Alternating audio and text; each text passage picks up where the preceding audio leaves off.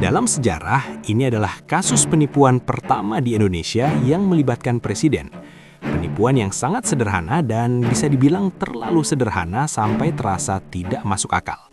Berikut adalah kisah tentang Raja Idrus dan Ratu Markona. Pada tahun 1957, Indonesia memang sudah menjadi negara merdeka, tapi selama 12 tahun, Presiden Soekarno memiliki masalah besar yang belum terselesaikan. Satu provinsi masih berada di genggaman Belanda, yaitu Irian Barat.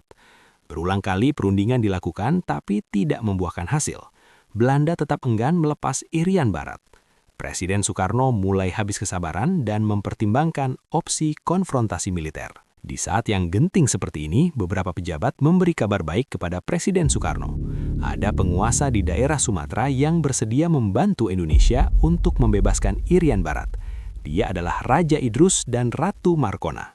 Tanpa menunggu lama, Presiden Soekarno mengundang Raja dan Ratu itu ke Istana Negara. Hari yang ditunggu itu datang. Presiden Soekarno menyambut langsung pasangan Raja dan Ratu dari Sumatera tersebut. Sebagai tuan rumah yang baik, Presiden Soekarno menyiapkan jamuan makan yang mewah. Pejabat-pejabat penting mengelilingi mereka berdua. Raja Idrus dikabarkan bercerita bahwa dia biasanya makan daging mentah seperti ular. Dia juga mengaku memiliki istana besar di dalam gua serta memiliki 18 istri. Koran dan media tentu saja memberitakan kedatangan mereka. Status mereka sebagai raja dan ratu serta pakaian mereka yang glamor dengan kacamata hitam membuat rakyat Indonesia terpesona. Raja Idrus dan Ratu Markona menjadi selebriti dadakan. Rakyat berbondong-bondong ingin mendekati mereka. Hal itu membuat kemanapun Raja Idrus dan Ratu Markona berjalan selalu dikawal oleh polisi. Mereka tidak hanya singgah di Jakarta, tapi juga berkeliling ke kota-kota besar seperti Bandung, Semarang, dan lainnya. Mereka menginap di hotel mewah, menonton film di bioskop, shopping, dan semua biaya itu ditanggung oleh Presiden Soekarno. Namun, selayaknya dongeng, cepat lambat semuanya pasti akan berakhir. Suatu saat ada orang yang mengenali mereka. Yang menjadi masalah adalah orang tersebut yakin mereka bukanlah raja dan juga bukan ratu. Laporan ini segera ditindaklanjuti, dan benar. Setelah dilakukan penyelidikan, baru diketahui bahwa di Sumatera tidak ada kerajaan, yang artinya tidak ada raja maupun ratu di sana. Lalu, siapa mereka? Di sini sedikit ada simpang siur. Ada yang menyebut Raja Idrus sebenarnya adalah tukang beca, sumber lain menyebut dia adalah kepala desa, sedang si Ratu Markona diduga besar dia adalah PSK.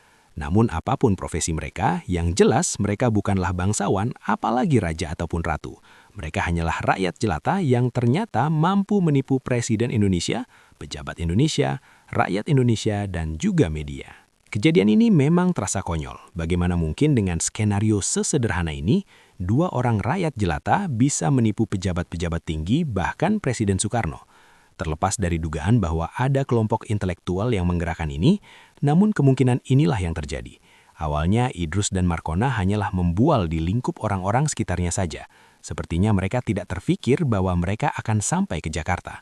Namun seperti bola salju, karena banyak orang sekitar yang percaya bualan mereka, hal ini sampai ke telinga pejabat di Sumatera. Pejabat ini melihatnya sebagai potensi untuk membantu masalah presiden terkait Irian Jaya. Dan dengan teledor, tanpa melakukan cek lebih detail, kisah Idrus dan Markona dia sampaikan ke Jakarta. Dari sisi Presiden Soekarno, kabar adanya dukungan oleh Raja dan Ratu dari Pulau Sumatera bisa meningkatkan nasionalisme rakyat Indonesia, dan hal ini bisa menjadi senjata untuk menekan Belanda.